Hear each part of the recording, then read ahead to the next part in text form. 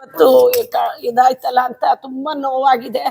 ಬೆಳಗ್ಗೆಯಿಂದ ಫೋನಲ್ಲಿ ದೇವ್ರೆ ಇವತ್ತೊಂದು ಹುಷಾರಾಗ್ಬಿಟ್ರೆ ಸಾಕು, ಇದೇನೋ ಟ್ರೀಟ್ಮೆಂಟ್ ಕೊಟ್ಟಿದಾರಂತೆ, ಇದು ಒಳ್ಳೇದಾದ್ರೆ ಸಾಕು ಸಾಕು ಅಂತೆಲ್ಲ ಅನ್ಕೊಂಡು ದೇವ್ರಲ್ಲಿ ನಾವು ಪ್ರಾರ್ಥಿಸಿ ಮಾಡ್ತಾ ಇದ್ವಿ. ಮಧ್ಯಾಹ್ನ ನನ್ನ ಕಸಿನ್ ಅವಳು ಶಾಂತಿ ಫೋನ್ ಮಾಡಿಬಿಟ್ಟು, ಇಲ್ಲ ಕಣೆ ಅಮ್ಮ ದೊಡ್ಡಮ್ಮ ಇಲ್ಲ ಅಂದಾಗ ನನಗೆ ನಿಜವಾಗ್ಲೂ ಅದು ಹೇಳ್ಕೊಳಕ್ ಆಗಲ್ಲ. ಅದನ್ನ ಭಾವನೆಗಳನ್ನ ಹೆಂಗ್ ಹಂಚ್ಕೋಬೇಕು ಅಂತಲೇ ಗೊತ್ತಾಗ್ತಾ ಇಲ್ಲ. ಏನು ಅಂತಾರೆ ಹೇಳಕ್ಕಾಗಲ್ಲ. ನಮ್ಮ ಮನೆಗೆ ಒಂದು ಅಮ್ಮ ಅಂದ್ರೆ ತಾಯಿ ಗಾಡ್ ಫಾದರ್ ಮದರ್ ಇದ್ದಂಗೆ ನಮ್ಮ ಕುಟುಂಬದಲ್ಲೇನೆ ಯಾವ ಲೆವೆಲ್ಗೆ ಇದ್ವಿ ನಾವು ಅಂತ ಅಂದ್ಬಿಟ್ಟು ತಾಯಿನೇ ಅದು.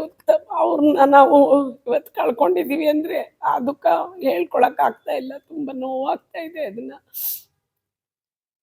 ಹೇಗ್ ನೋಡ್ಕೊತಿದ್ರು ಅವ್ರ? ಅಯ್ಯೋ ತುಂಬಾ ಪ್ರೀತಿ. ಜಯಣ್ಣನ ಹೆಂಡತಿ ಅಂತಲೇ ಕರೀತಾ ಇದ್ದಿದ್ದು. ನಮ್ಮ ಜಯಣ್ಣನ ಹೆಂಡತಿ ನಮ್ಮ ಅಣ್ಣನ ಮಗ ಅಂತಲೇ ಯಾವತ್ತು ತುಂಬ ಬಾಯಿಂದಲೇ.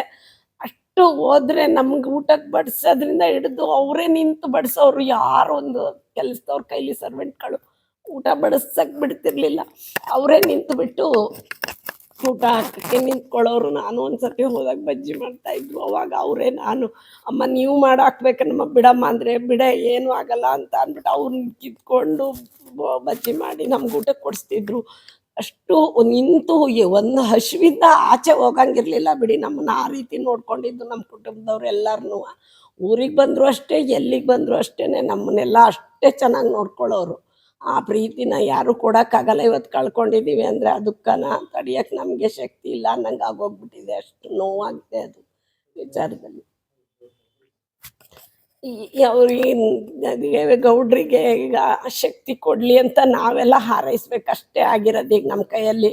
ನಾವು ಏನು ಹೇಳೋಕ್ಕಾಗುತ್ತೆ ಅವರಿಗೆ? ಎಷ್ಟು ಅವರು ಇಬ್ಬರು ಎಷ್ಟು ಅನ್ಯೋನ್ಯತೆಯಿಂದ ಇದ್ದರು.